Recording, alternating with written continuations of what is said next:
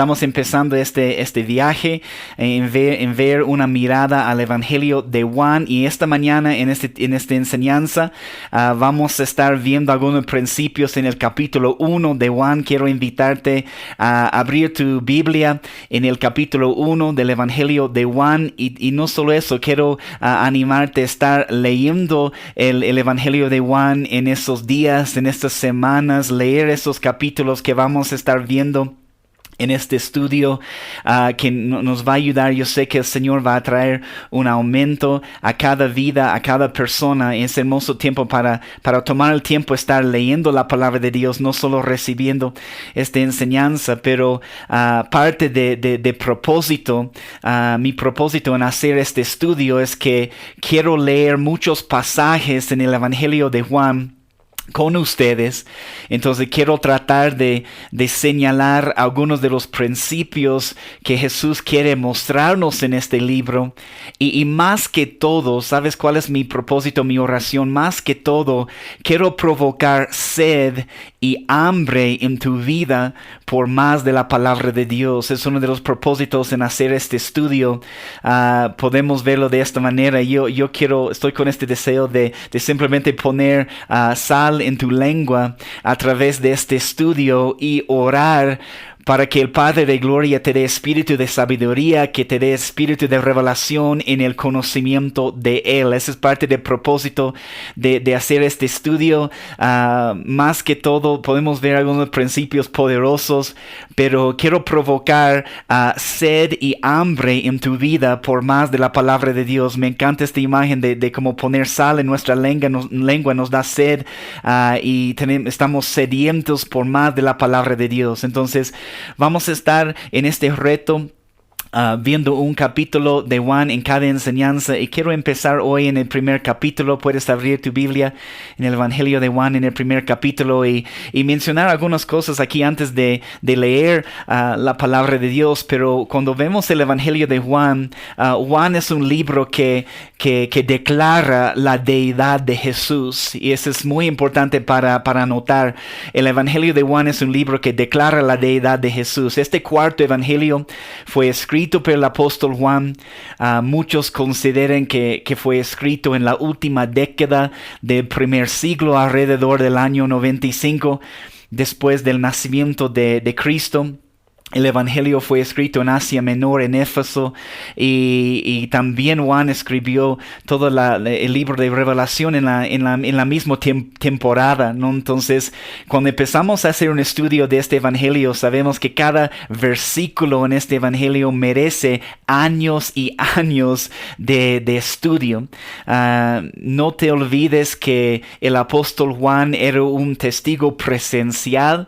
Él vio con sus propios ojos muchos de los eventos en la vida y ministerio de Jesús. Entonces queremos realmente prestar atención a todo lo que Él quiere enseñarnos a través de este Evangelio, porque estamos viendo a alguien que vio con sus propios ojos, que caminaba con Jesús, que pasaba tiempo con Jesús. Entonces, como les dije al principio, quiero animarte a estar leyendo este Evangelio de Juan en este tiempo que vamos a estar estudiando cada mañana. Y cada día en cada enseñanza vamos a mirar un capítulo en el Evangelio de Juan. Entonces, para estar más preparada para recibir la revelación de las Escrituras, podemos estar leyendo este Evangelio en este tiempo. Pero leemos uno de los propósitos de este libro al final del Evangelio. Si puedes tomar nota de este pasaje en Juan capítulo 20.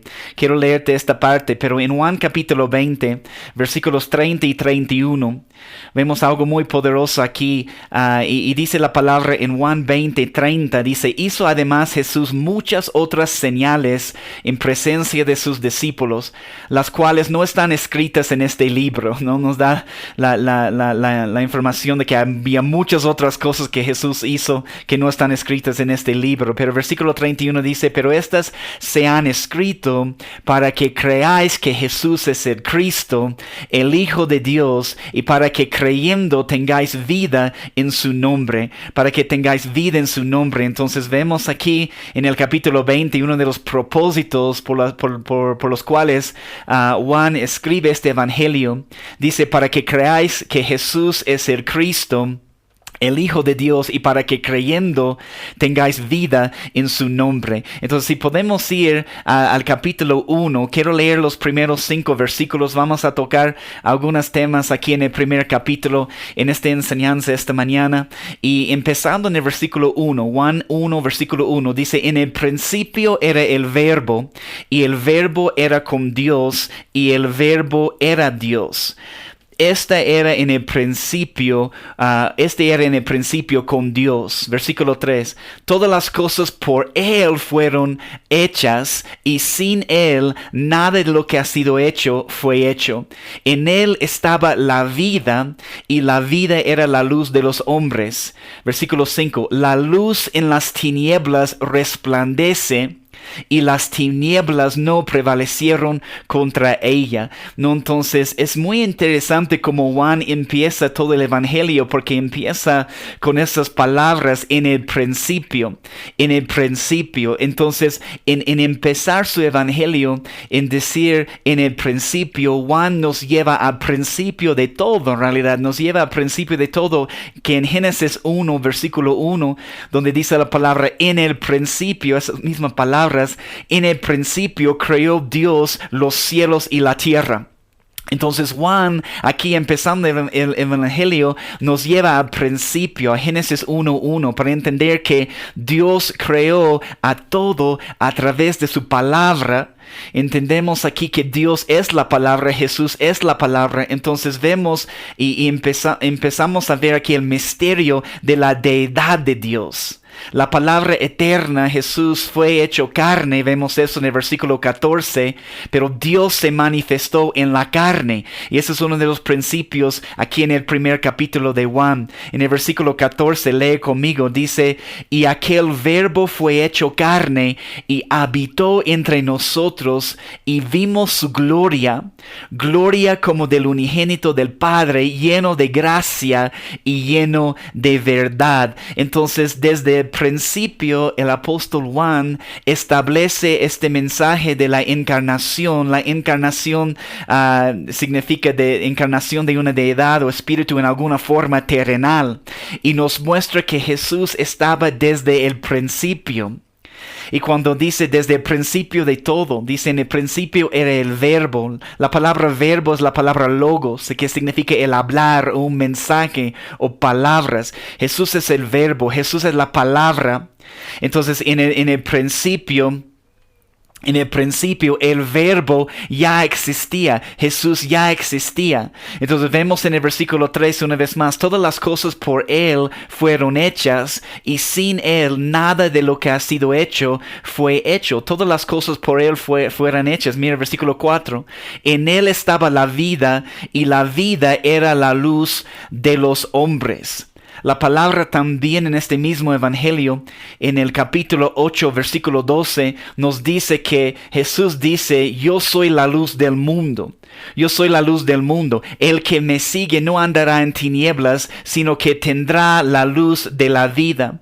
Tendrá la luz de la vida. Jesús es la luz del mundo. Y vemos eso aquí en esos primeros versículos. La luz, la vida era la luz de los hombres, y caminando con Jesús, como dice aquí, nos ayuda a vencer las tinieblas en nuestras vidas. Mientras las tinieblas y el pecado aumentan en el mundo, les digo, la luz de Jesús brillará más y más fuerte.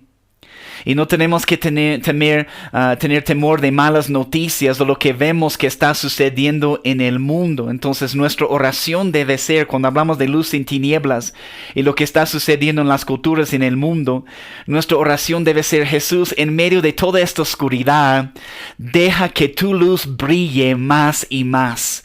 Y cuando hay más oscuridad, la luz de Jesús brilla más fuerte, y va a brillar más fuerte en esos últimos tiempos, mientras hay más pecado, mientras hay más oscuridad.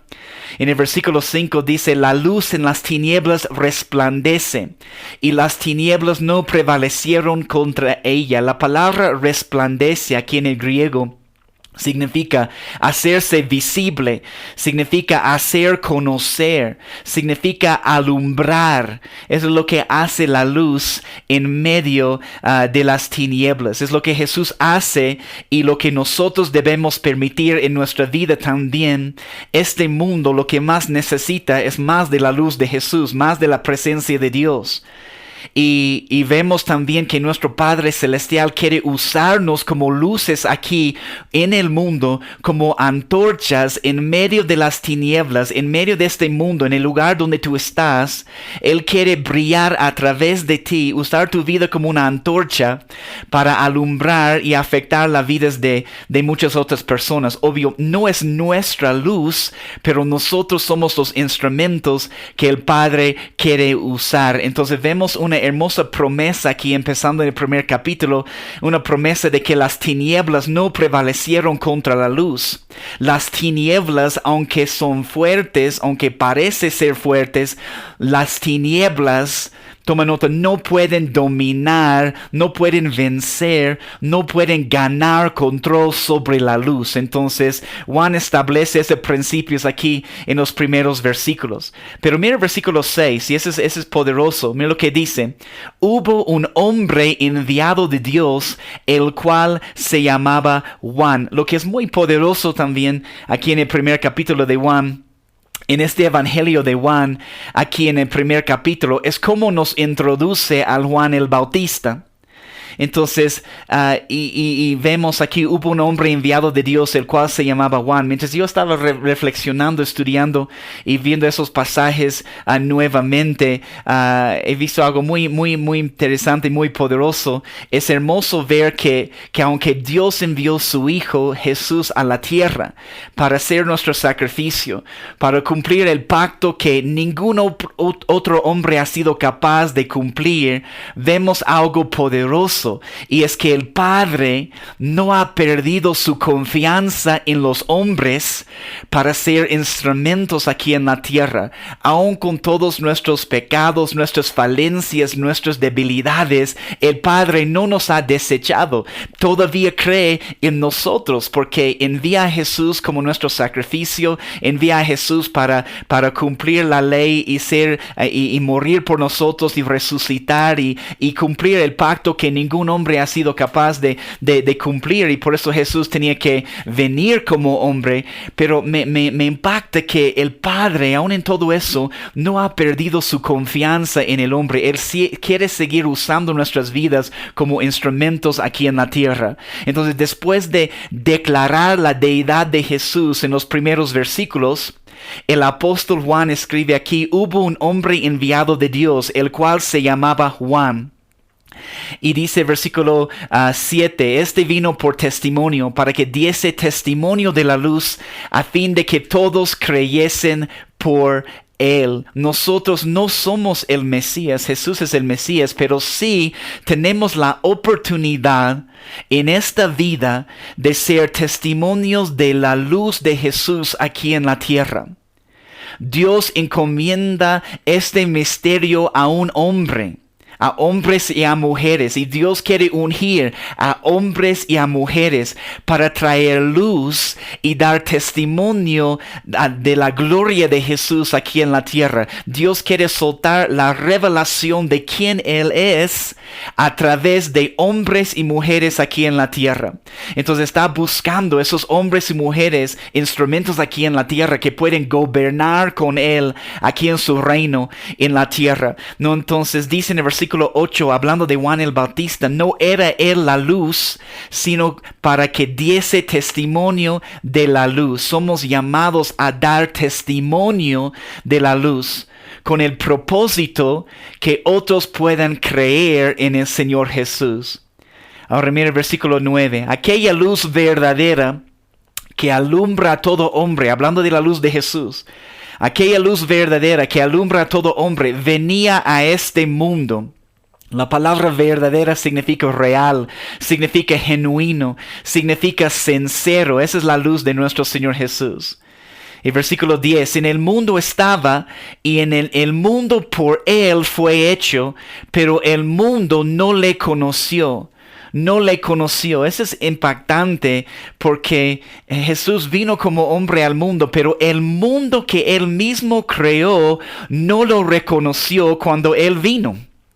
Jesús, que estaba desde el principio de toda la creación, que siempre ha existido, es eterno, el mundo que Él creó no lo reconoció cuando Él vino. Entonces el hecho de manifestarse en la tierra muestra su gran humildad, pero de ninguna manera perdió a Jesús su deidad. Solo nos muestra también que muchas veces, ¿cuántas veces tal vez ha sucedido en nuestras vidas? Muchas veces Dios puede estar en medio de nosotros y no nos damos cuenta, porque el mismo Jesús que creó el mundo vino y no lo reconoció. Entonces muchas veces Dios está en medio de nosotros y no nos damos cuenta de que Él está con nosotros. Entonces dice en versículo 11, a lo suyo vino y a los suyos no le recibieron. Y dice versículo 12, mas a todos los que le recibieron, a los que creen en su nombre, les dio potestad de ser hechos hijos de Dios. Versículo 13, los cuales no son engendrados de sangre, ni de la voluntad de carne, ni de voluntad de hombre, de varón, sino de Dios. Hemos sido creados para su voluntad. Hemos sido creados para alabarlo, para adorarlo, para darle gloria en nuestras vidas. Mira el versículo 14. Y el verbo, que es Jesús, fue hecho carne. Y la encarnación, vino como hombre. Y mira lo que pasó. Y habitó entre nosotros y vimos su gloria. Gloria como del unigénito del Padre, lleno de gracia y de verdad. Aprendemos mucho del Señor Jesús en este versículo 14, pero Él es el verbo hecho carne y dice que habitó entre nosotros. Podemos entenderlo de esta manera. Jesús es el arca del pacto que vino para habitar en medio de nosotros. El arca del pacto en el templo que representaba la presencia manifiesta de Dios, que representaba el trono de Dios. Jesús vino y Él es el arca del pacto andando en la tierra. No se olviden que en los tiempos de Jesús el arca del pacto no estaba en el templo. Entonces en esos tiempos se había perdido el arca del pacto. Entonces, pero en los tiempos de Jesús es impresionante porque Él es el arca del pacto. Entonces, aunque no estaba el arca como siempre estaba en el templo, Jesús es el arca. Entonces Él representa la presencia de Dios aquí en la tierra. Entonces antes Dios hablaba al pueblo desde el lugar santísimo, desde el asiento de misericordia, y solo una vez cada año el sumo sacerdote podía entrar para escuchar la palabra y estar en la presencia de Dios. Pero eso es lo que Jesús cambió para siempre. Jesús llevó el arca a las calles. Jesús llevó la presencia donde Él estaba. Llevó el arca, lo sacó del templo y lo llevó a las calles, a las casas, a cualquier lugar donde Él estaba. Enseñándonos ahora que la presencia de Dios no es solo para un cierto lugar físico. Creo que hemos aprendido, ¿no? En todo este año, en este tiempo también, que no se trata solo de un lugar físico o un edificio o un lugar, una congregación. Cualquier lugar Jesús quiere manifestar su presencia. No es para un cierto lugar físico, es para cualquier lugar. Entonces la presencia de Dios puede estar en cualquier lugar. Entonces dice que habitó entre nosotros y vimos su gloria. El resultado de Jesús habitando en medio de nosotros, hermanos, es que vamos a ver su gloria. Vamos a ver su gloria. Jesús revela al Padre. Él se manifiesta el Padre. Jesús es la revelación completa de quién es el Padre, de quién es Dios. Entonces, el discípulo Juan, aquí en el primer capítulo, establece claramente la deidad de Jesús. Y dice que Jesús es lleno de gracia, Jesús es lleno de misericordia, pero también lleno de verdad. Toma nota de este pasaje en Colosenses capítulo 1. Colosenses capítulo 1, versículos 13 a 20. Puedes tomar nota de versículos 13 a 20. Colosenses 1, la palabra dice: el cual nos ha librado de la potestad de las tinieblas y trasladado al reino de su amado Hijo, en quien tenemos redención por su sangre, el perdón de pecados. Colosenses 1:15. Él es la imagen del Dios invisible, el primogénito de toda la creación. Eso es quien es nuestro Jesús. Porque en Él fueron creadas todas las cosas, las que hay en los cielos y las que hay en la tierra, visibles e invisibles, sean tronos, sean dominios, sean principados, sean potestades. Todo fue creado por medio de Él y para Él.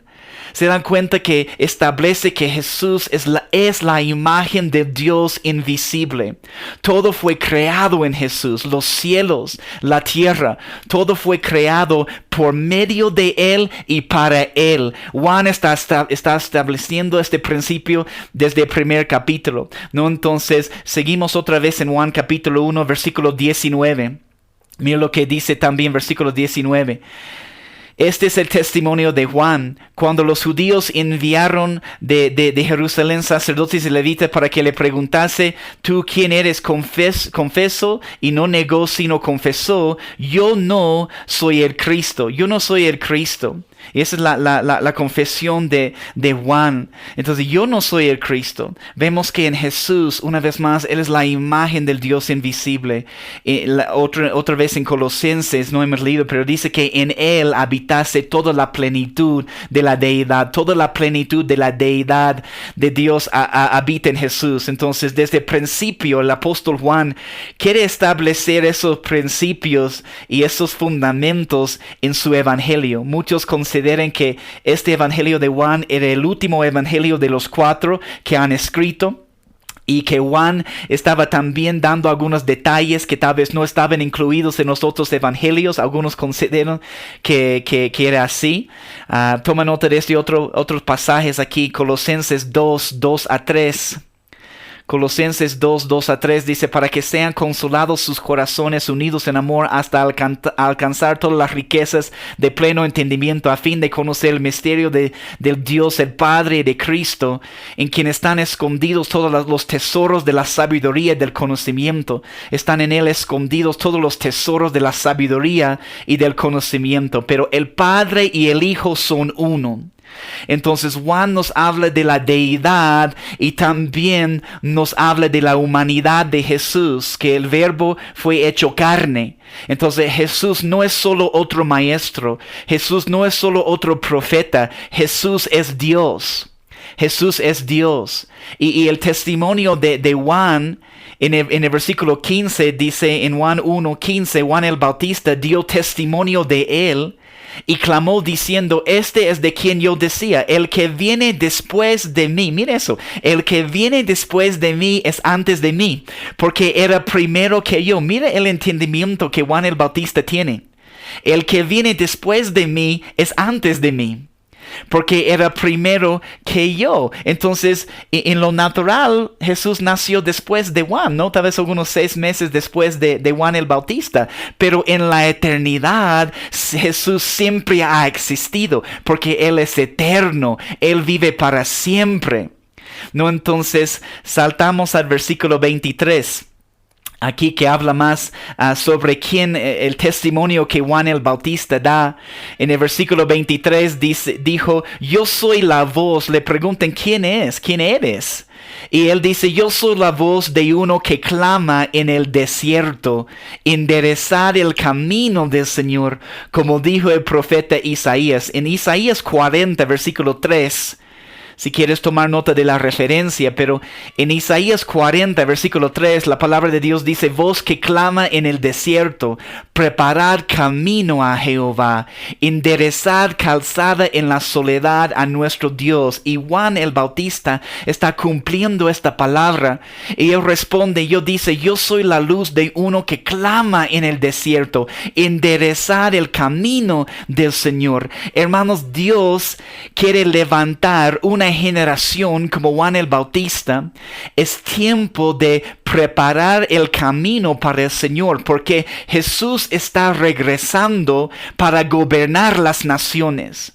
Jesús está regresando para establecer su gobierno aquí en la tierra, y nosotros tenemos la responsabilidad de preparar el camino para Él. El testimonio de Juan el Bautista es que estaba señalando a Jesús, estaba llevando a las personas a Jesús.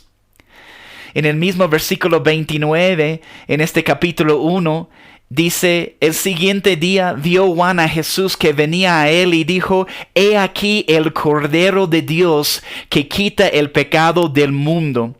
Entonces, Él está llevando a las personas al Señor Jesús como nosotros debemos también hacerlo. Nosotros debemos llevar a las personas a los pies de Jesús.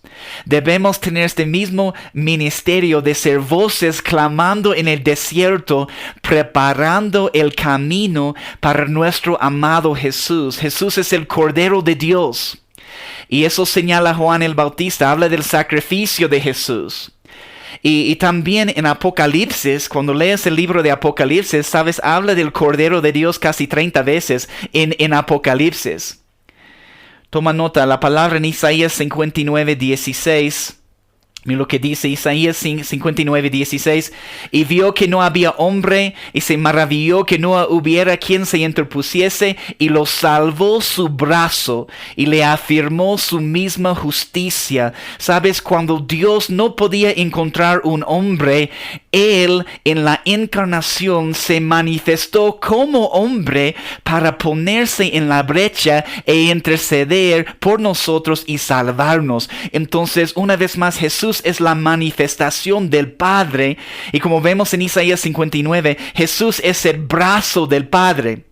Mira lo que dice, porque no hubiera quien se interpusiese, lo salvó su brazo.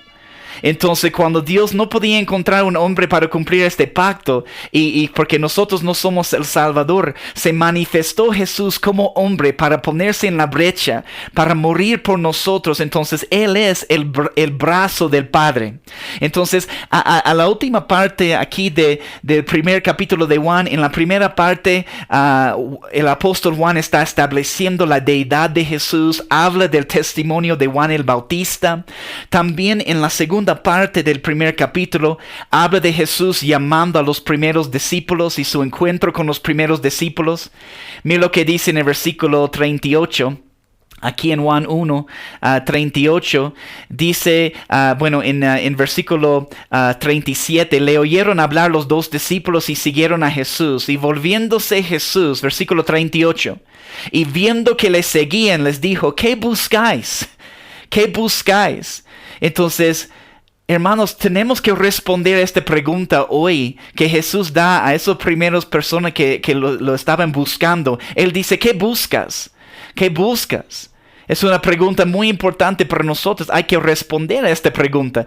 ¿Qué es lo que tú estás buscando en tu vida espiritual? Podemos estar buscando muchas cosas, pero tenemos que encontrar cuáles son esas cosas que estamos buscando en nuestra vida espiritual. Entonces, ¿qué importa pregunta que Jesús les da y hace a esas personas? ¿Qué estás buscando? Necesitamos responder a esta pregunta en nuestras vidas. Entonces, si lees el resto del capítulo, versículos 35 hasta el final del capítulo, vemos a Jesús encontrando a sus primeros discípulos.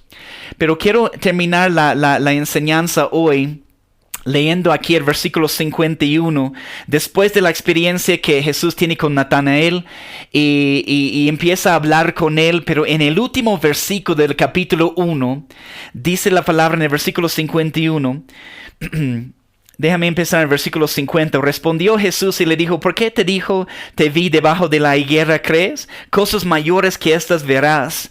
Y le dijo, de cierto os digo, de aquí adelante veréis el cielo abierto y a los ángeles de Dios que suben y descienden sobre el Hijo del Hombre.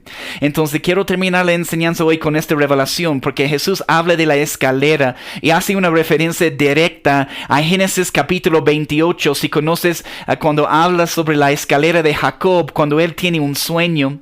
Y en Génesis 28, empezando en el versículo 10, dice la palabra, salió pues Jacob de Beerseba y fue a Harán, y llegó a un cierto lugar y durmió allí, porque ya el sol se había puesto, y tomó de las piedras de aquel paraje y puso a su cabecera y se acostó en aquel lugar y soñó, y he aquí una escalera que estaba apoyada en tierra y su extremo tocaba en el cielo. He aquí ángeles de Dios que subían y descendían por ella. He aquí Jehová estaba en lo alto de ella, el cual dijo: yo soy Jehová, el Dios de Abraham tu padre, y el Dios de Isaac. Y le da esta hermosa promesa. Pero este sueño que Jacob tiene en Génesis 28, Jesús hace referencia a este momento. ¿Y qué está declarando a estos discípulos en este primer capítulo de Juan? Jesús está declarando: yo soy la escalera. Yo soy la escalera. Jesús está declarando: yo conecto el cielo y la tierra. Jesús es la palabra, Jesús es la luz del mundo, Jesús es el Mesías, Jesús es el Rey de Israel, Jesús es la escalera que conecta el cielo y la tierra. Entonces, una vez más, declara la deidad de Jesús. Dios mostró su gran humildad en venir a la tierra en la encarnación para rescatarnos. Es todo Dios y es todo hombre. Es un misterio que tenemos que ver. Dios es todo Dios y es todo hombre. Y podemos pensarlo de esta manera: si solo es Dios, no puede morir. Jesús, si solo es Dios, no puede morir. Entonces vino como hombre. Pero si solo es hombre, no puede resucitar de la muerte, ¿no? Entonces es todo Dios y es todo hombre. Jesús es la palabra eterna que creó todas las cosas. El apóstol Juan establece que Jesús estaba presente en Génesis 1:1 en el principio. Juan 1:1 empieza con esas tres palabras: en el principio. Génesis 1:1 empieza de la misma manera: en el principio. Y déjame terminar con esos dos pasajes. Toma nota: Isaías 44:24. Isaías 44:24, la palabra de Dios dice: así dice Jehová tu Redentor, que te formó desde el vientre. Yo Jehová, que lo hago todo, que extiendo solo los cielos, que extiendo la tierra por mí mismo.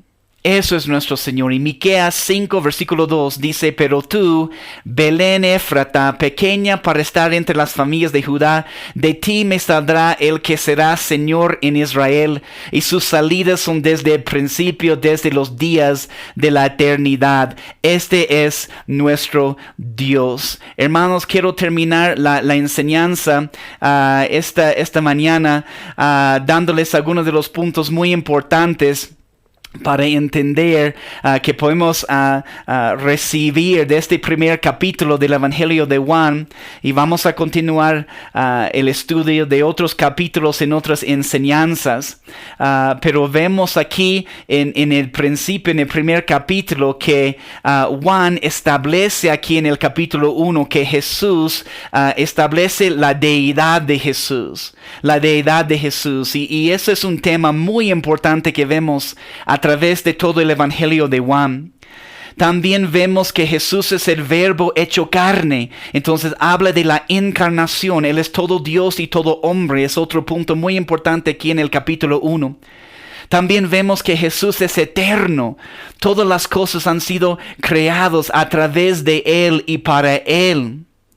Y vemos también que tenemos el llamado nosotros de ser testimonios de luz de Jesús aquí en la tierra. Tenemos el llamado de Juan el Bautista de preparar el camino para Jesús.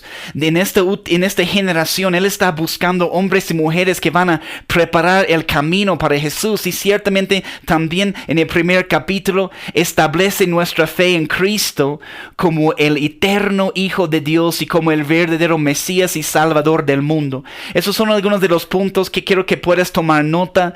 Voy a tratar de en cada enseñanza darles algunos puntos al final muy importantes en cada capítulo, para que podamos recibir esta verdad de la palabra de Dios. Pero establece la deidad de Jesús. Vemos que Él es eterno, pero también vemos el propósito que tenemos en ser testimonios de la luz de Jesús aquí en la tierra, de preparar el camino. ¿Qué estamos haciendo entonces para preparar el camino para el Señor Jesús?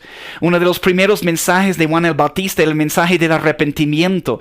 Tenemos que estar llamando a las personas al arrepentimiento constantemente y preparando el camino para el Señor. Hermanos, esos son algunos de los puntos que quería mostrarles en esta enseñanza de una mirada al Evangelio de Juan, capítulo 1. Déjame orar por ustedes, por nosotros, y vamos a continuar en otro momento. Te damos gracias, Señor Jesús. Gracias por tu presencia. Gracias por este viaje que estamos empezando, Señor, hoy en ver una mirada al Evangelio de Juan, estudiando cada uno de esos capítulos. Sabemos que tú tienes palabras que tú quieres decirnos en cada capítulo, cada día, en cada enseñanza, Señor. Yo oro una vez más para que tú eres el Padre de gloria, que tú nos des, Padre, espíritu de revelación y sabiduría en el conocimiento de quién tú eres, y sella, Espíritu Santo, esas palabras que estamos viendo en cada capítulo. Te doy gracias por la enseñanza esta mañana. Te amamos con todo nuestro corazón, te bendecimos, te amamos. En tu nombre, Jesús, oramos.